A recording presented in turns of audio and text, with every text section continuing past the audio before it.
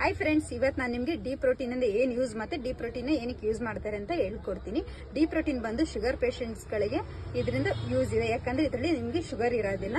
ಮತ್ತೆ ಇದನ್ನ ಯಾರು ಬೇಕಾದ್ರೂ ಯೂಸ್ ಮಾಡಬಹುದು, ಶುಗರ್ ಪೇಷಂಟ್ ಅಂತೆಲ್ಲ. ಬಟ್ ಬೆಸ್ಟ್ ಏನಂದ್ರೆ ಶುಗರ್ ಪೇಷಂಟ್ ಯೂಸ್ ಮಾಡಿದ್ರೇನೆ ಇದಕ್ಕೆ ಬೆಸ್ಟ್ ಅಂತ ಹೇಳ್ಬೋದು. ಮತ್ತೆ ಇದರಲ್ಲಿ ನಿಮಗೆ ಫ್ಲೇವರ್ಸ್ ಬರುತ್ತೆ, ಒಂದು ಚಾಕ್ಲೇಟ್ ಮತ್ತೆ ವೆನಿಲಾ.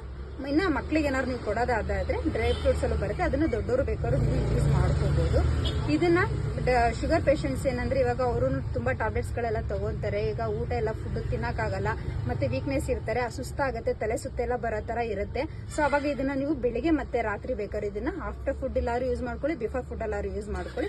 ಬೆಳಿಗ್ಗೆ ರಾತ್ರಿ ಕಂಪಲ್ಸರಿ ನೀವು ಬೇಕಾದ್ರೂ ತಗೋಬಹುದು, ಏನ್ ಪ್ರಾಬ್ಲಮ್ ಇಲ್ಲ. ಇದರಿಂದ ಯಾವ ಸೈಡ್ ಎಫೆಕ್ಟ್ ಇಲ್ಲ. ಮತ್ತೆ ಇದರಲ್ಲಿ ಕೊಲೆಸ್ಟ್ರಾಲ್ ಕೂಡ ಫ್ರೀ ಇರುತ್ತೆ, ಹಂಗಾಗಿ ಯಾವ್ದು ಸೈಡ್ ಎಫೆಕ್ಟ್ ನಿಮ್ಗೆ ಇರಲ್ಲ.